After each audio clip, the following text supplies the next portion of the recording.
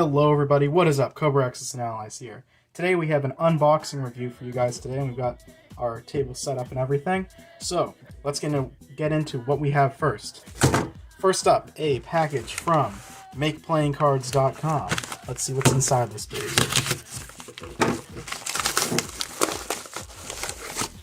So, here we have my newest card deck for my Global War 1914 game. Now, what is this card deck? So let me just open this up for you guys off. Alright, so now that we've got this thing opened up, what is it? So I've designed these for my 1914 game, and back in the day I had one card deck, and it was kind of a bunch of random events that were spread out among the war, and you would basically pick one or two per turn and see what random events happened. But now for my version 5 map that you guys have seen in previous videos, I have gone a little more in-depth with these cards, and so you can see that we've got this awesome looking art, and if you guys want to see a review, I'll definitely be putting one out soon.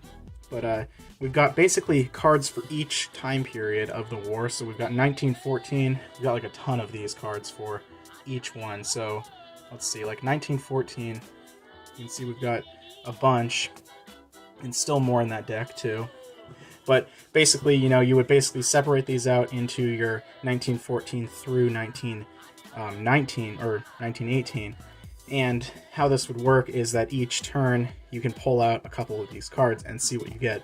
So, for instance, here we have the Ludo Massacre, which these get pulled by whoever player, but at the beginning of the turn before Austria-Hungary goes. So you can see if this was pulled before the game starts, the American National Guard and anti-striker militias used force to suppress Colorado miners. And so what would happen is, so basically, yeah, I wanted to have a little historical background, get a cool picture going, and then we have immediately forfeit America's starting income to the bank and move all American units adjacent to New Mexico into New Mexico. So this kind of sets the American players back a turn in terms of having to suppress this almost a rebellion or strike that's going on in New Mexico. So yeah, that is definitely a very cool deck of cards, and I can't wait to show these off to you guys because we've got them for all the way, we got tons of them too, all the way up till 1918, and I like the art style and everything, and there's a lot of cool events that can occur based on these cards. So let's get into the second package that I have, and we will cut to that right now. Alright, I've since switched my area because of this larger box. This is from Historical Board Gaming, and let's get into what is inside. If I can get this thing open. There we go. Alright, lots of wrapping paper. Let's flip this thing over, and I will show it to you as I kind of pan through all of these things that I've gotten. Okay, so first up, we've got some 172 Anzac infantry from World War I. Now, as many of you know if you watch the channel, I really like to paint all my pieces, so get ready for some really cool painted reviews of these guys. You can see some really awesome looking sculpts, a really great price too. These were like $7.90 on Historical Board Gaming. And yeah, basically, right now the Anzac from my World War II game is the only nation that doesn't have any painted, or doesn't have any 172 infantry. I've kind of made the switch over. So, actually gonna have some of those guys to start replacing my my old ones, which I definitely like too, because I'm not a huge fan of the out-of-box Anzac infantry that you get. So these guys look amazing, and they'll also, half of them are probably gonna go into my World War II Anzacs, which are, you know, their own nation, whereas the other half are going to get painted up for my World War I game as British infantry, because in that game, Britain basically controls Anzac, Canada. It's all one nation, kind of like a normal out-of-box Axis and Allies game. So yeah, these guys look really cool, and you'll probably see a few others being put into, like, say, neutral sets, some neutral infantry here and there. But yeah, that is my 172 box that I just got. We got some communist Chinese roundels. I think there's about 20 in here. I decided to go with the 1949 flag instead of the Army marker that you usually see with the star for Global 36. This is basically because I just wanted to have a kind of more iconic logo for the Communist Chinese, and because in World War II they were using that star, that wasn't really their flag. It was more of just, like I said, the army symbol. So, and these are mainly used for, after seeing the global war game that's going on Panzer King, Fortress Jinx, and the Hilltop Pillbox's channels. And seeing that Communist China can rise up and become a full nation, I kind of would imagine that once they became a full nation, they would switch over to the more traditional flag. So I decided to get some of these to be my new Communist Chinese roundels. I'll put that right there just so you can see them. All right, and I guess here's the rest of those roundels. I got enough so that I could cover all of China if the communists won the Civil War. So, the biggest thing of this haul, or the biggest reason I did this haul, was to replace my ships. I wanted to start switching out some of the out-of-box pieces with really nice new sculpts. So, you can see we got the aircraft carrier Baron. This is a French aircraft carrier, and this is probably going to be my new French, escort carrier. So yeah, a very nice looking piece. This is one of those new French pieces from HBG. Not too new now, but very nice looking piece. So I had some custom ones I showed in a really old video that I made by sanding down some out-of-box pieces, but these are going to be a great addition, and I may throw one or two in for some other nation out there, like maybe the Netherlands, just because. But yeah, and we got a full 5 sets, so put those in a pile over there. Next up, we got the Suffren class cruiser. I'm pretty sure that's probably not how you pronounce it, because I'm not French, but this is probably one of the best cruiser sculpts I've ever seen, or heavy cruiser sculpts. Just a ton of detailing on this. This is going to look great painted, where you've got all the little lifeboats and everything, all the little secondary gun armaments and everything. And 4 of them, I got another 5 sets, so 4 of them are probably going to go in as my French, and I'll have one as a Vichy just in case. So, very nice looking cruisers. Alright, so next up, and we do have some 3D prints, so stick around till the end to see those, but right now I'm just going over the plastic. Oh, yeah, this thing. This is probably one of the best plastic HBG pieces they've ever released, in my opinion. This is the Alsace, or the Alsace, however you want, or actually, Dunkirk. I'm pretty sure that's the actual model that this is supposed to be, or the Dunkirk Q, as known as in some English terminology. So a very nice battleship sculpt. This thing is pretty big, so you know it has some real weight on the board. I'm trying to get this thing to, there we go, focus for you guys. You can see we've got the quad barrels in the front. Again, another really great piece to paint up with all the little secondary guns, and you can see in the back the very iconic construction of this battleship, where you've got the main armament in the front and secondaries in the back, so no main turret in the back there.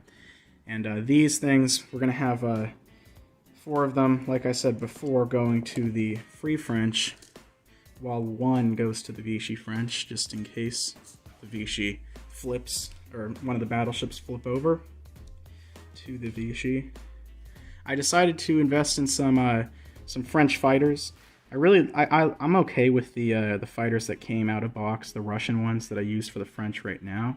But these ones I just think will look a lot cooler. You know, France does have a fighter, I think I remember, at the beginning of the game, and they may get Lend-Leased some, so in case that happens, we've got some cool looking French fighters, and probably also throw those in with the Vichy too, just to get them on the board.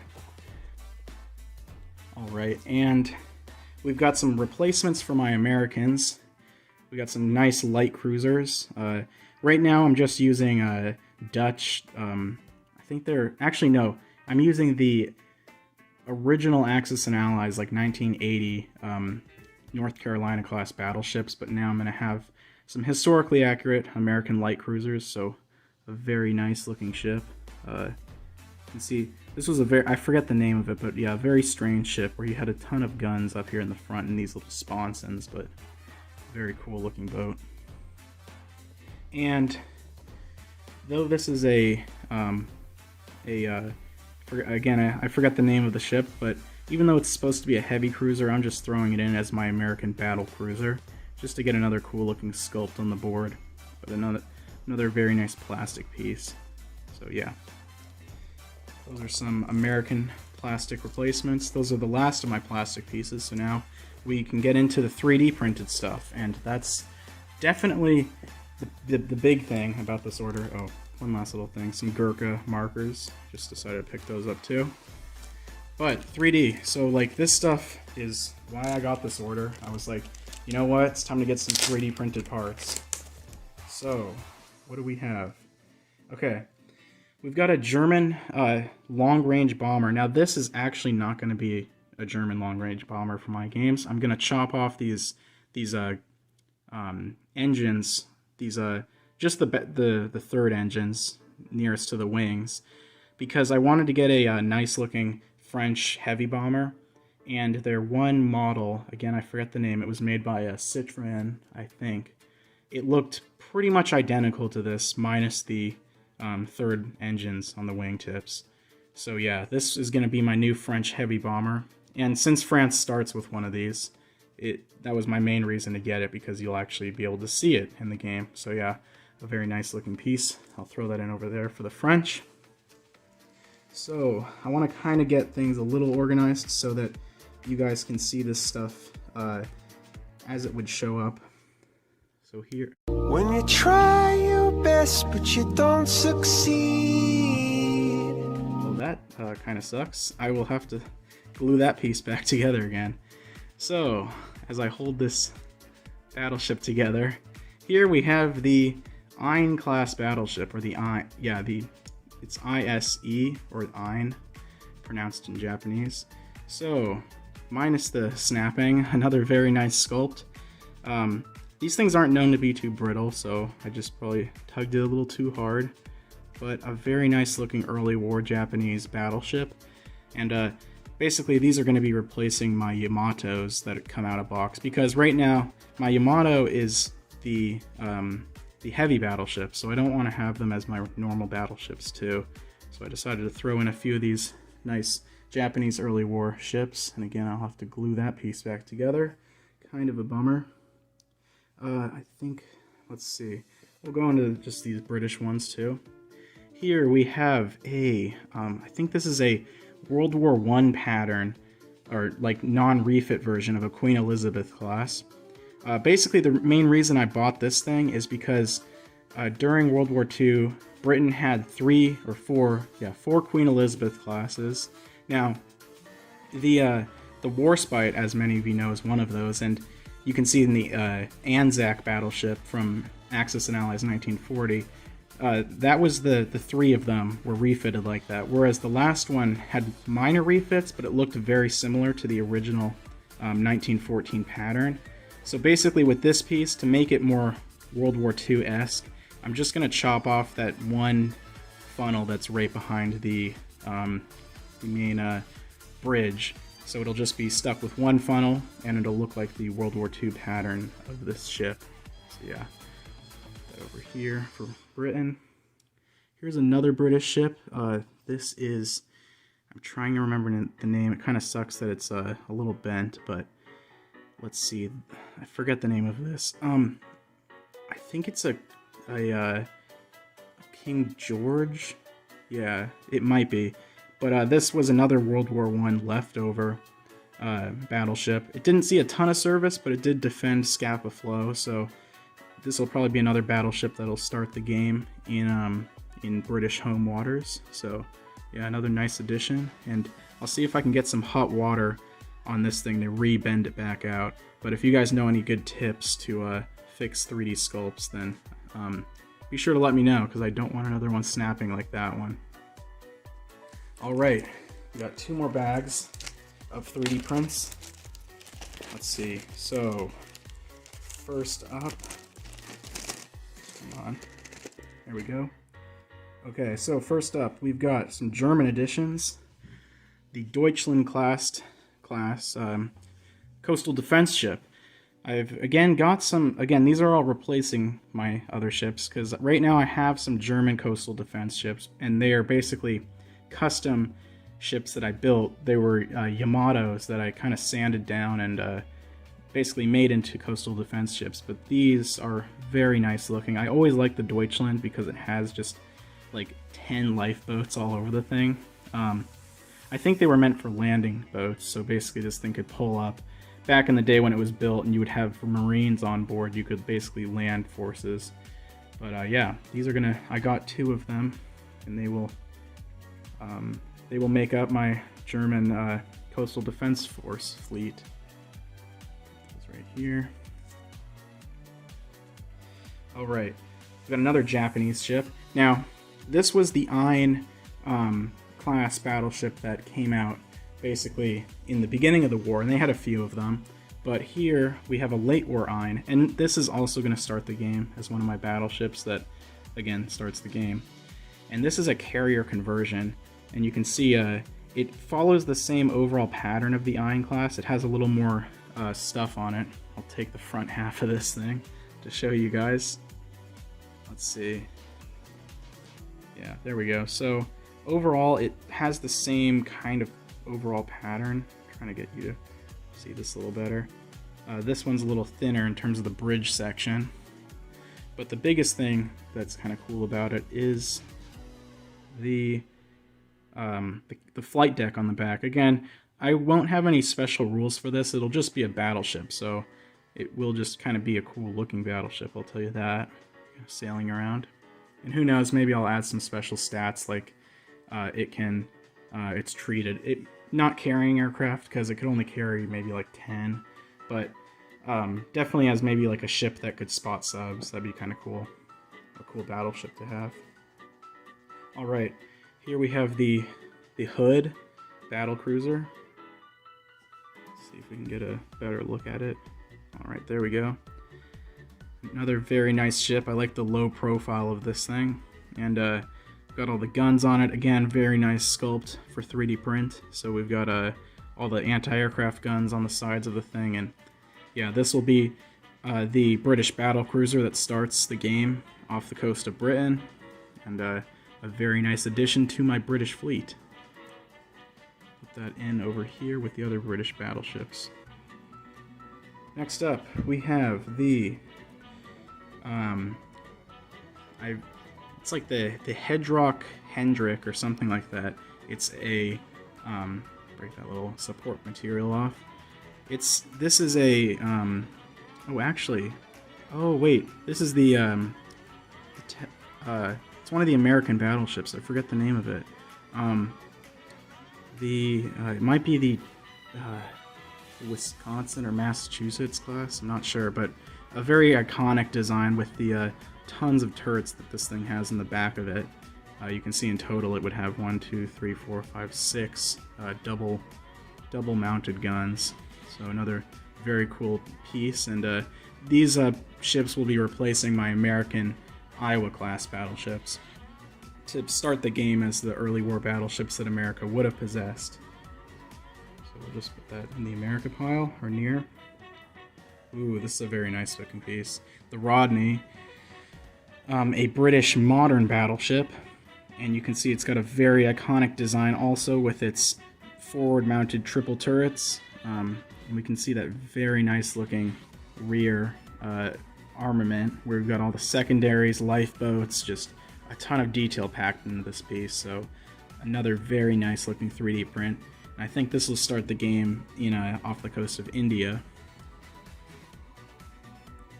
Alright, and next up, we've got some British carriers. Now, though these are kind of big to be light carriers, I'm going to have these as light carriers because, I want my pieces to see some combat, and Britain doesn't build a ton of heavy carriers, or not heavy carriers, but fleet carriers. So these will fill the need of being escorts. And so you can see here we have the Hermes. This guy will start in the Pacific, as he did in real life. A very cool looking piece. a very huge tower on this guy. But yeah, I really like the carriers. Oh, Eagle class, that's what it is. Yeah, I like, that's another thing. I like these nameplates that they put on the insides of these things. But another cool looking British piece.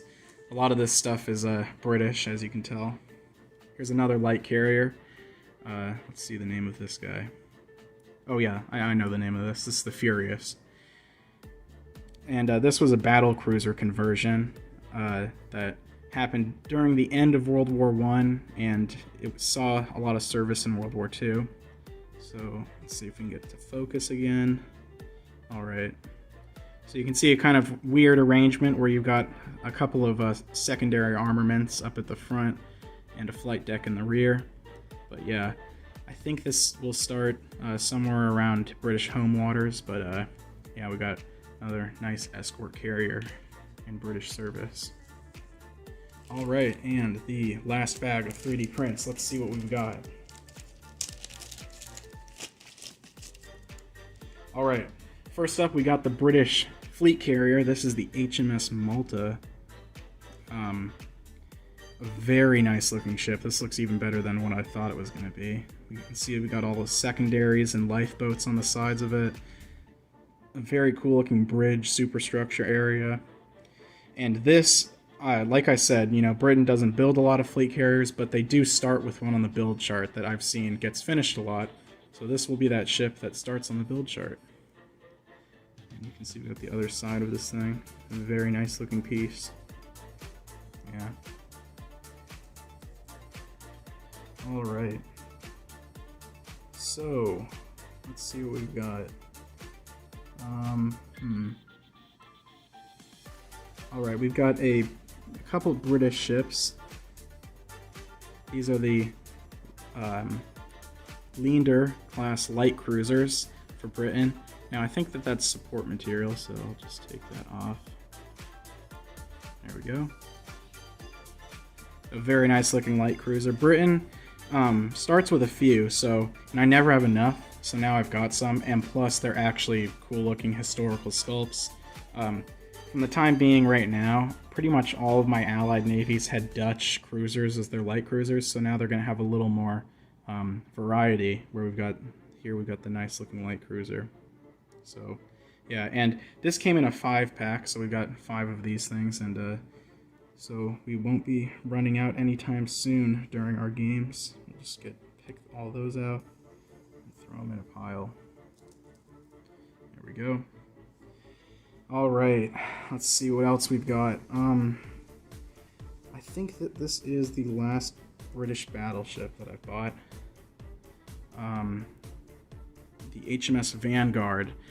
Now this I was debating on. You know, it was going to be a fast battleship, and then I decided maybe a heavy battleship, but I ended up just going with a normal battleship. This will be painted up as. It'll probably be on the build chart because these were under construction, though they were delayed until the end of the war. But a very cool looking sculpt. This was, I think, the last battleship built, and one of the fastest ever too. It was kind of like the example of a modern battleship. So a very cool looking sculpt, and that finishes out the British, and you can see they've definitely got the makeover treatment ready to go. Almost all of their capital ships are being replaced. So we got some American battleships. I think, yep, Tennessee class. This thing's one of my favorite American standard class battleships. I never really liked the American standard class because I thought they all looked pretty standard, very similar. But towards the beginning of World War II, they were modernizing a lot of these things. So they ended up getting some pretty big makeovers. So you can see with the Tennessee, just the sheer amount of anti-aircraft armament and secondary guns that it's just got like a literal, when you look at this thing from the side, like a literal mountain of them in the center of the ship. And a very cool looking torpedo bulge on the side there. And yeah, this is going to be a very cool ship that'll, again, start the game as an American battleship. Very cool. Put that there. And another American battleship. This is the Idaho. Very cool looking. Good, just got a little support material there I'll have to take off. But this is kind of what I meant by standard class battleships, just kind of looking the same. But since, as you can see, we've got two, they all look basically different.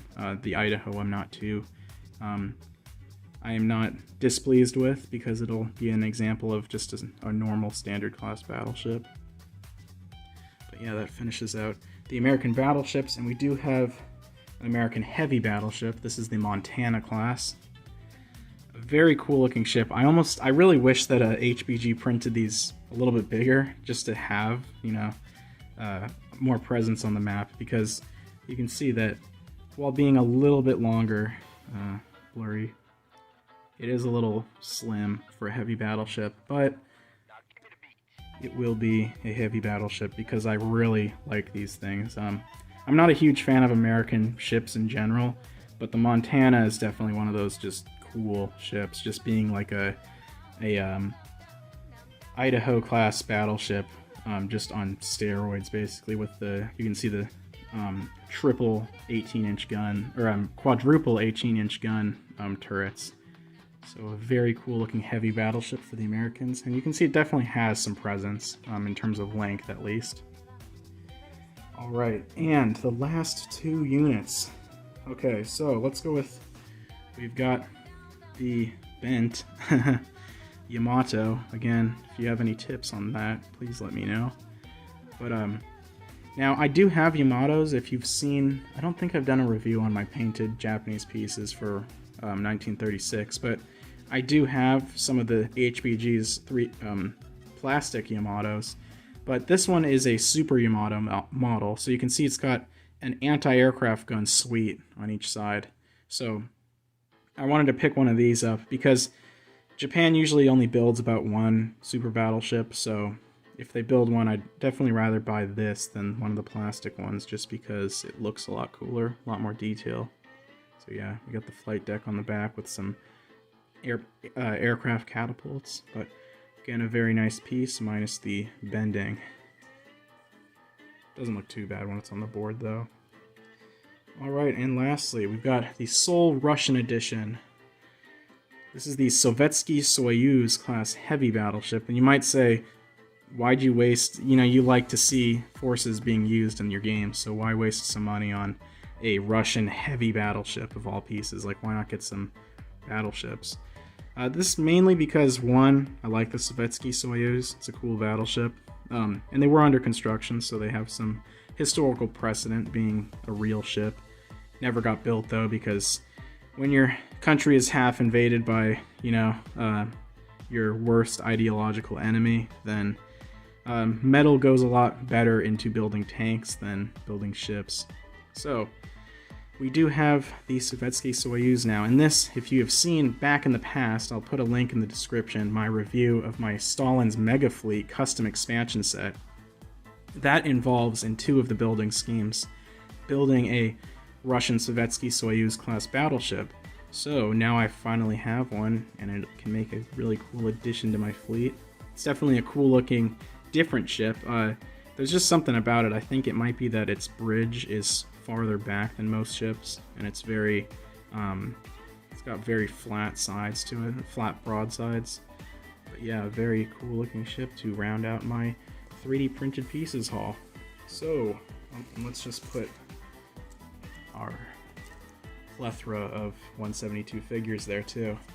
So yeah, I hope you guys have enjoyed my look into my newest 3D printed pieces and other various knickknacks haul, and also with the cards, and I hope to see you guys again. And if you want to see a further in-depth review of those cards, and also maybe some painted reviews of these ships, or heck, even how to paint these ships, I was thinking about putting a video out like that, which I think would be very interesting if you're getting into painting some of your ships. Just have a guide to go with that.